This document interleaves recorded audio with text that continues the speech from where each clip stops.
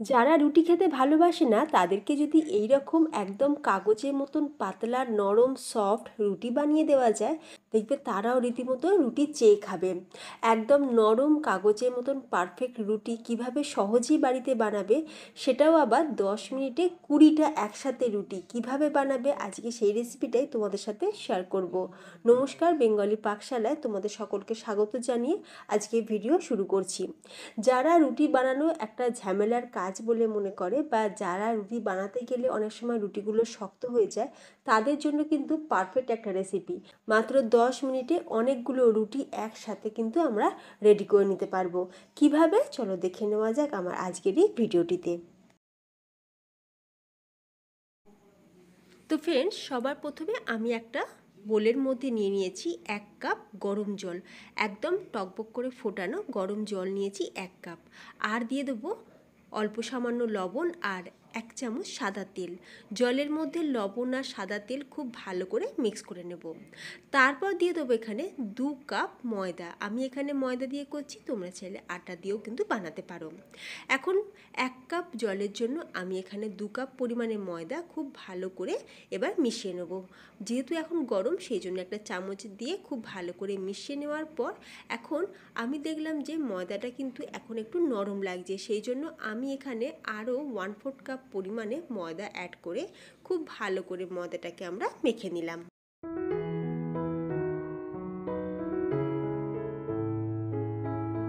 তবে খুব বেশি সময় ধরে আটা বা ময়দা মাখতে হবে না, 10 মিনিট খুব ভালো করে আমি ময়দাটা মেখে নিয়েছি। বাড়িতে রুটি তৈরি করার সময় আমরা ঠিক যেভাবে আটা বা ময়দা মাখি, আজকের এই কাগজ রুটি বানানোর সময় আমরা কিন্তু অতক্ষণ ধরে আটা বা ময়দা মাখবো না। যেহেতু আমরা একদম গরম জল দিয়ে ময়দা মেখেছি, তাই এই রুটিগুলো কিন্তু ভীষণই সফট থাকবে। একদিন রেখে দেওয়ার পরও দেখবে রুটিগুলো ভীষণ সফট, নরম, তুলতুলে থাকবে। 10 মিনিট ময়দাটা ভালো করে ঠেসে মেখে নেওয়ার পর চাপা দিয়ে আমি এটাকে 10 মিনিটের জন্য রেখে দেবো।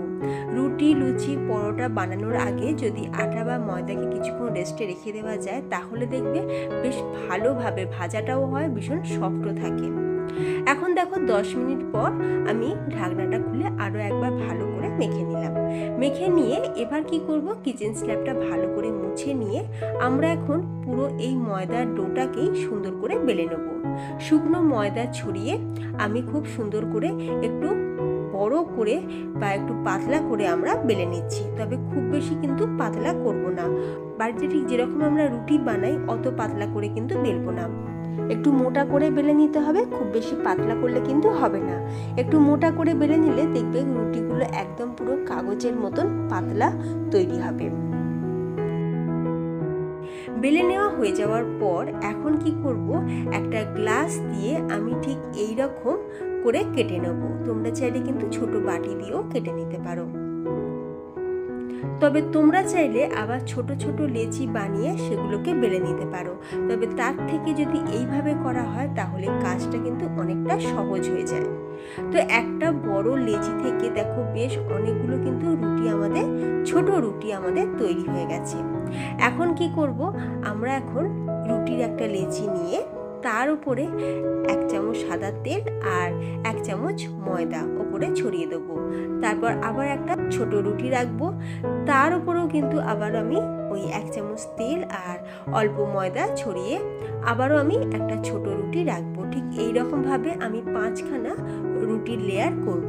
তোমরা চাইলে কিন্তু 2, 3, 4 বা তোমরা তোমাদের সুবিধা মতন কিন্তু এইভাবে 4, 5টা লেয়ার করে কিন্তু রুটিটাকে বানাতে পারো। আমি এখানে 5টা লেয়ারে রুটি বানাবো। তো দেখো ফ্রেন্ডস, আমি কিন্তু রুটিটাকে একটু বেশ বড় করে বেলে নিলাম। মনে রাখবে, রুটিটা যত বড় করে বা পাতলা করে বেলে নেওয়া হবে, ততই কিন্তু আমাদের রুটিগুলো কাগজের মতন একদম পাতলা পাতলা হবে। এরপর দেখো রুটিগুলো বেলে নেওয়া হয়ে যাওয়ার পর এখন গ্যাসের উপর একটা তাওয়া বসিয়ে দিয়েছি। তাওয়াটা খুব ভালোভাবে গরম হয়ে গেছে। এখন আমরা হাই হিটে রুটিগুলোকে সেঁকে নেব। আমি কিন্তু তাওয়াতে কোনো রকম তেল ব্রাশ করিনি, নর্মাল ঠিক বাড়িতে যেভাবে আমরা রুটি বানাই সেই রকমই কিন্তু তাওয়ার মধ্যে এই 5টা লেয়ারযুক্ত রুটি কিন্তু আমরা দিয়ে দিলাম। দেওয়ার পর দেখো একে একে আমরা দুটো সাইড খুব ভালো করে সেঁকে নেব। তবে দেখবে যেন খুব বেশি না কুক হয়ে যায়। যদি খুব বেশি কুক হয়ে যায় তাহলে কিন্তু রুটিগুলো আবার শক্ত হয়ে যাবে। উল্টে পাল্টে সাইডগুলো একটুখানি ভালো করে চেপে চেপে রুটিগুলোকে ভেজে নিতে হবে, যাতে সাইডগুলো কাঁচা না থেকে যায়। তো দেখো ফ্রেন্ডস, আমার কিন্তু এই ব্যাচটা ভাজা হয়ে গেছে, রুটিগুলো কিন্তু আমাদের তৈরি হয়ে গেছে, আমি নামিয়ে নিলাম। একই রকমভাবে সবকটা রুটি কিন্তু আমরা সেঁকে নেব। আর তোমরা দেখতেই পেলে কত সহজেই কিন্তু তৈরি হয়ে গেল কাগজের মতন একদম পাতলা পাতলা রুটি, যেটা কিন্তু আমরা ঘরেতেই বানিয়েছি। 5টা লেয়ারযুক্ত রুটি বানিয়ে নিলে কিন্তু আমরা 1 মিনিটেই অনেকগুলো রুটি বানিয়ে নিতে পারবো একসাথে।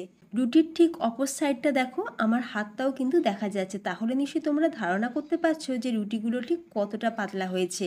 প্রত্যেকটা রুটি কিন্তু প্রপারলি কুক হয়েছে, কোনো রুটি কিন্তু কাঁচা নেই। তো তোমরাও কিন্তু কাগজের মতন এইরকম রুটি বানিয়ে সবাইকে তাক লাগিয়ে দিতে পারো। আমি এই রুটিগুলোর সাথে ঝাল ঝাল আলুর তরকারি সার্ভ করেছিলাম, খেতে কিন্তু দারুণ লেগেছিল। যারা দুটো খায়, দুটোর বদলে কিন্তু তারা 4টে খেয়েছে। তো তোমরাও দেরি না করে ঝটপট করে রেসিপিটা বানিয়ে দেখো। এই রকম কাগজের রুটি বাড়িতে বানিয়ে খেয়ে তারপর আমাকে কমেন্টে জানিও তোমাদের কেমন লাগলো। আজকের এই কাগজের মতন রুটি রেসিপিটা যদি তোমাদের ভালো লাগে, অবশ্যই ভিডিওটাকে লাইক দিও, শেয়ার করো, তার সাথে চ্যানেলটি সাবস্ক্রাইব করে পাশেই থেকো। তাহলে ভিডিওটা এখানেই শেষ করলাম। ধন্যবাদ।